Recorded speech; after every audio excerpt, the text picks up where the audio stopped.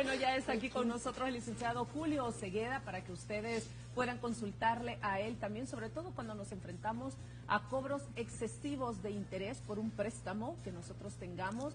Tengo entendido que antes se ocupaba la palabra usura, aun cuando este cobro era mínimo, siempre por un préstamo hecho.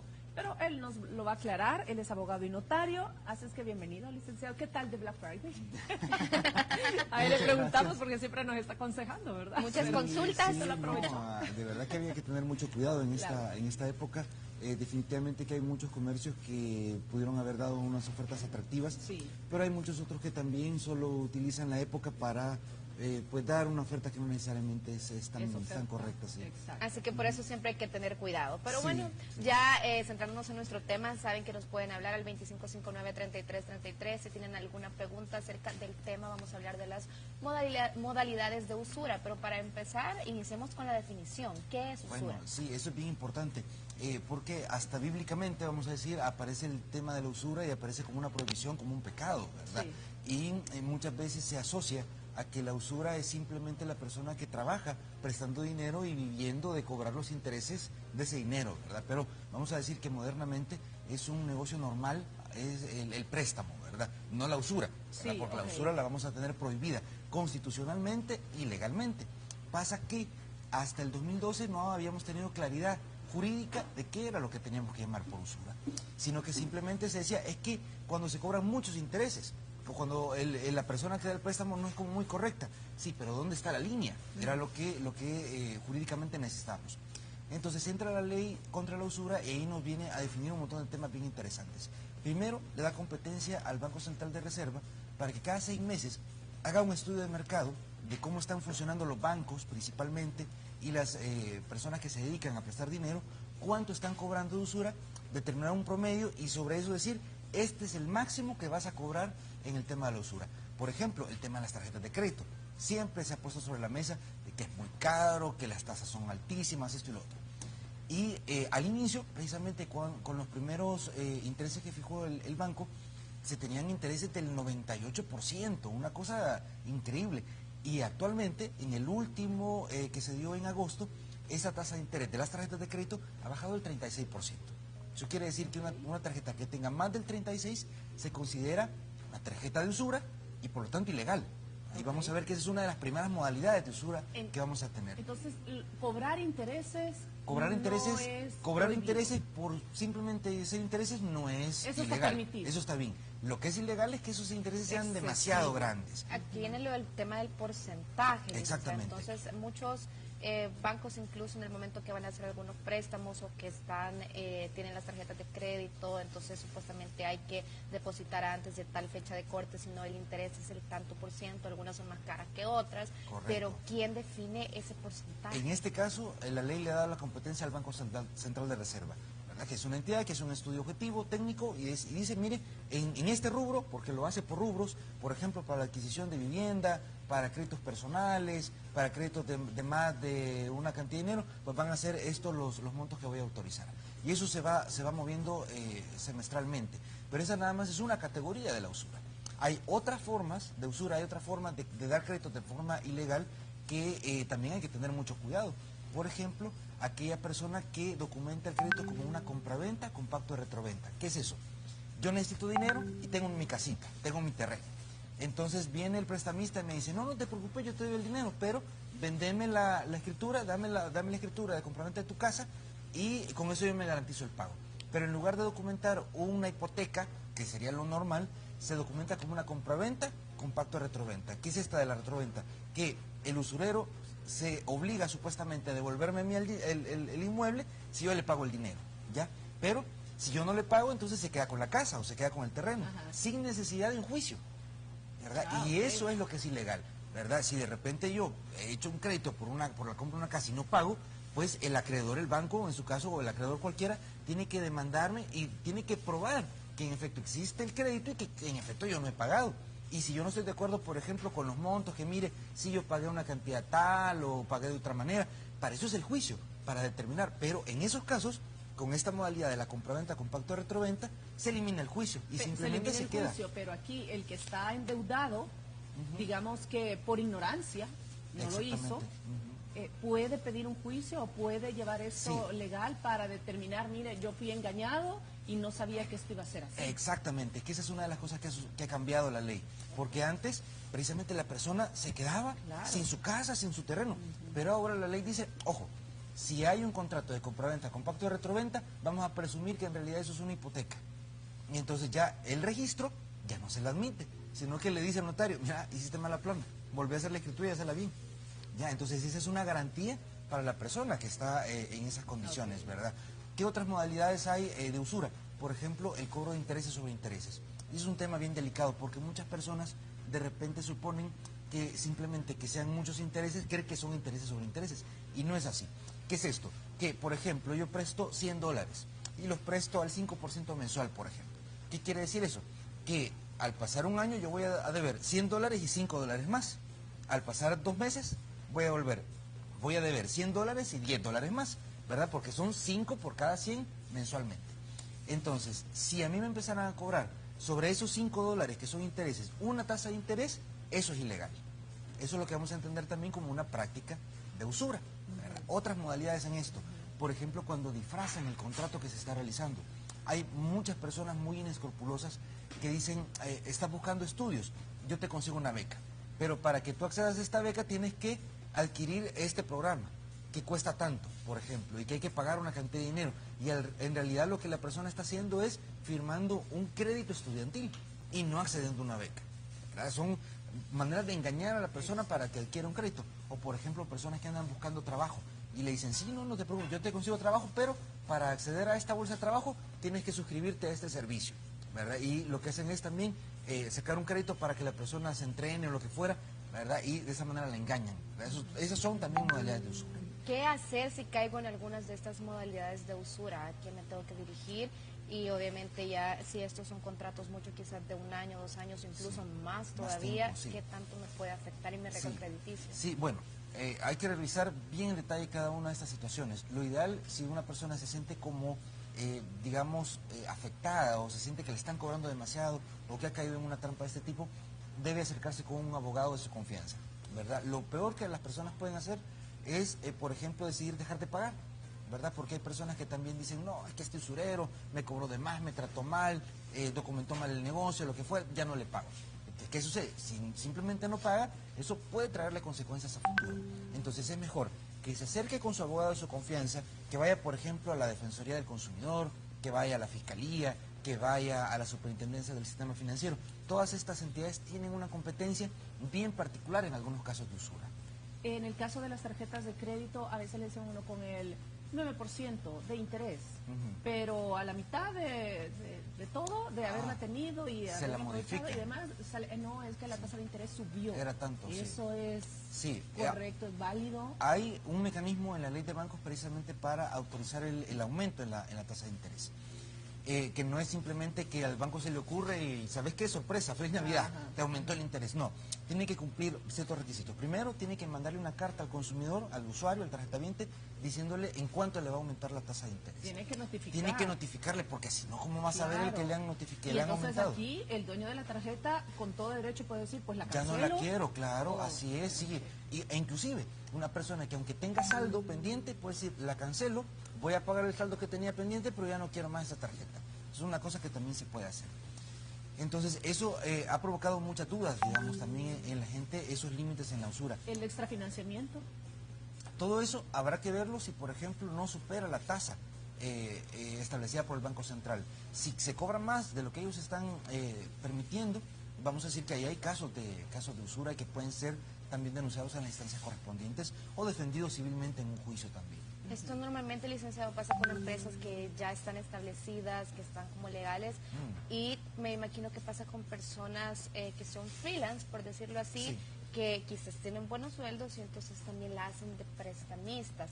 Cuando nos encontramos un tipo de persona así, ¿qué debemos de hacer? Porque también está personas que prestan al 5%, al 10%, y quedan casi en el momento. Sí, hay que tener mucho cuidado con este tipo de personas, porque la vigilancia de las personas que andan prestando así sin ningún control es bien difícil, ¿verdad? No es por hacerle la propaganda a los bancos, pues, pero una persona que no tiene un establecimiento formal va a ser muy difícil luego controlarla. Y hemos visto casos bien difíciles. Por ejemplo, hace un par de semanas nosotros estuvimos viendo en la oficina una persona que le habían dado el crédito para la adquisición de su casa, había caído en mora, y cuando empezamos a ver cuál había sido la garantía, él le había vendido la casa ya a la asociación que supuestamente le había dado el crédito. Entonces él había pasado pagando como 2, 3 años y la casa ya era de la asociación. Y entonces yo les decía, mire, pero ¿y a cuenta de qué la persona está pagando? ¿Qué es lo que con este dinero, en qué se va a convertir cuando él termine de pagar? No, si es que entonces le vamos a dar la otra compraventa. Son maneras de evadir la ley, de evadir los procesos legales que corresponden. Es bien fácil engañar, ¿verdad? De esa manera, y como es un tema que a veces tenemos que asesorarnos con un abogado para que no nos vean la cara, como decimos, sobre todo cuando hay necesidades o emergencia de hacer este tipo de negocios. Tenemos una llamada anónima que quiere hacerle una pregunta a usted, licenciado. Bienvenido o bienvenida. Gracias. Sí. Buenas tardes. Buenas tardes. Sí, adelante con su consulta. Sí, gracias. De aquí de Santa Ana, un saludo. Santa Ana, saludos. Felicitándoles a todos, son muy bellas. Gracias. Ahora las admiro muchísimo. Gracias. Muchas gracias. En cuanto a mi pregunta es lo que le estaba diciendo de la opción. Lastimosamente, yo hace 2 años aquí en mi casa con un señor usurero de Sochiapa. El proceso, el documento, él lo hizo de una forma, y cuando yo vine a ver, Ay, se nos cortó. Vamos, sí. Bueno, vamos a producción, intentará nuevamente recuperar la llamada, pero adelantémonos con esto. Sí, realmente esta es una situación bien típica. Justamente la persona hace un préstamo, pero el que le da el dinero lo documenta de otra manera. Ya lo decíamos, como en este caso que les contaba, como una compraventa, y simplemente la persona se queda luego sin el objeto del negocio, ¿verdad? Habiendo pagado una cantidad de dinero y perdiendo la casa, por ejemplo, en este caso. Perdón. Vamos a ver otras situaciones en donde se van eliminando derechos de las personas también en los mismos contratos. Tenemos la llamada, licenciado, nuevamente recuperada. Nuevamente, bienvenida. Ojalá nos pueda dar todos los detalles para que el licenciado le diga si es posible que en este momento usted pueda hacer algún trámite y recuperar su casa. Cuéntenos. Sí, buenas tardes, nuevamente.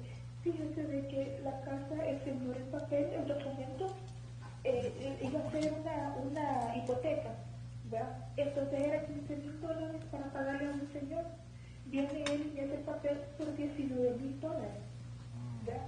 Me dijo, ese papel por $19,000 te va a estar pagando 350 mensual, me dijo, por esta cantidad de dinero.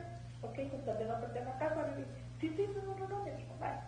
Ya cuando firmamos y todo, este fue el señor, y él le pagó a ese señor, me dijo él, vaya, me dijo, aquí está su dinero, y me va entregando $200.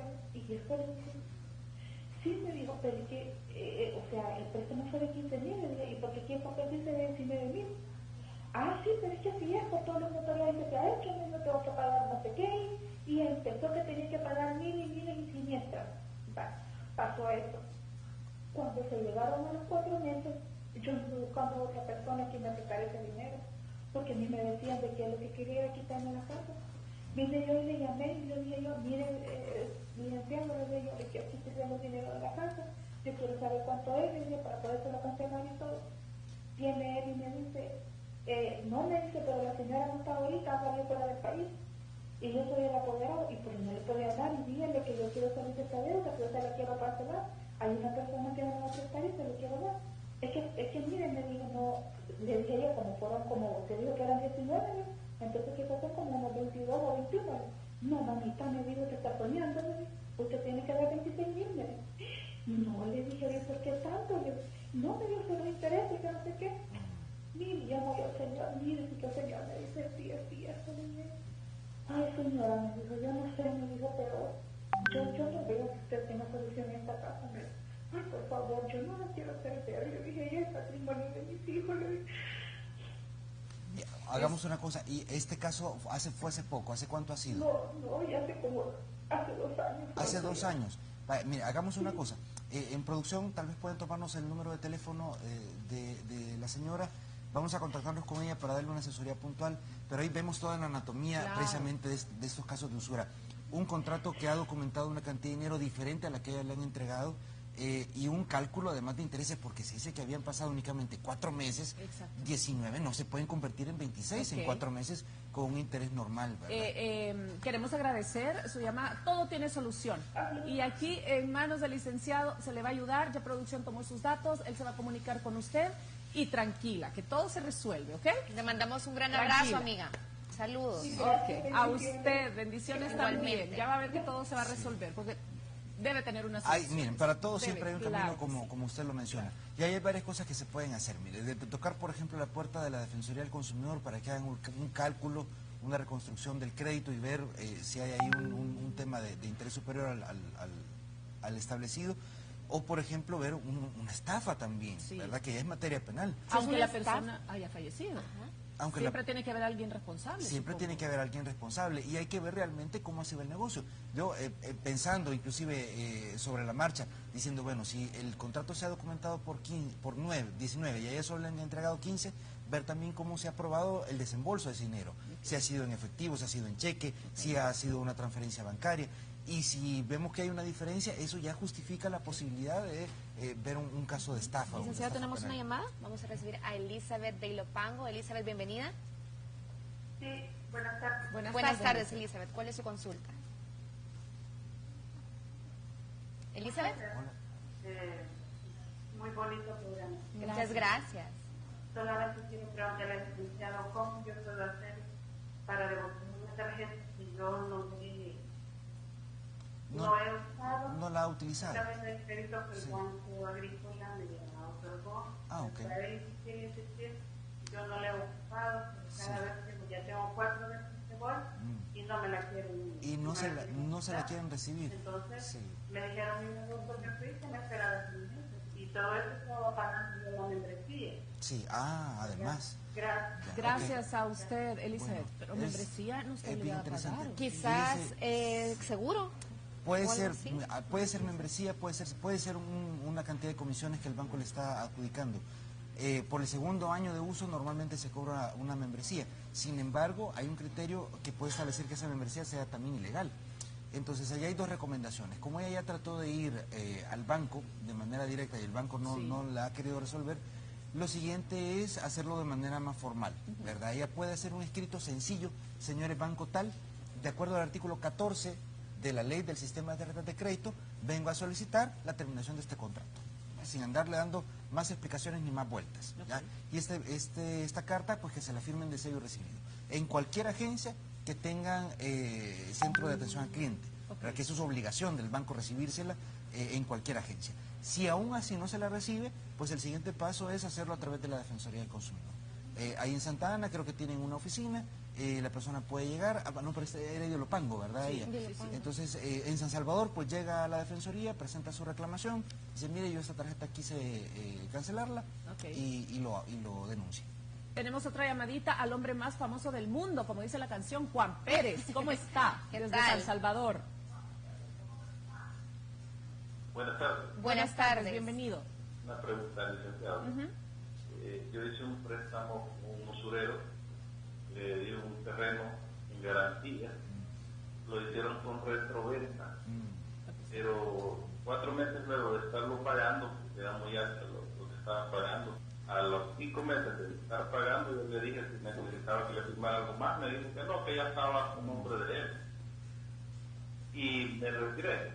Como al año y medio me buscó para decirme que le habían embargado ese terreno. Y eso hace 8 años. Ahora resulta que quiere demandarme a mí por una estafa. ¿Será que procede? ¿Será legal? Una consulta, ¿usted le firmó algún otro documento, letras de cambio, por ejemplo, algo más que la compraventa con pacto retroventa? Bueno, se firmó la escritura del préstamo. Sí, Eso nada más. únicamente la escritura. Sí, Y una letra de cambio. sí. No, hacia terceros, hacia otras personas, no había una hipoteca pendiente, por ejemplo, sino No, que... para nada. Yo Ya. había pagado en totalidad el terreno. Ya, bueno, no, en este caso, si él no escribió la escritura a su nombre en su momento, pues es problema del uso. Ahora, él le dijo a usted que le habían embargado, pero a usted no le consta. O ya se acercó al banco a ver si esto es cierto. Fíjese que De hecho, yo me di cuenta, como al año y medio después, que estaba sucediendo ese problema, porque es un centro de recreación, que por ética no menciona el nombre. Pero sí, varias personas han tenido ese problema de que esta persona, no sé qué sucedió allí, pero comenzaron a embargar al dueño al que había vendido, y ahí en esa cuenta se puede hacer lo que Dios le dio al Señor.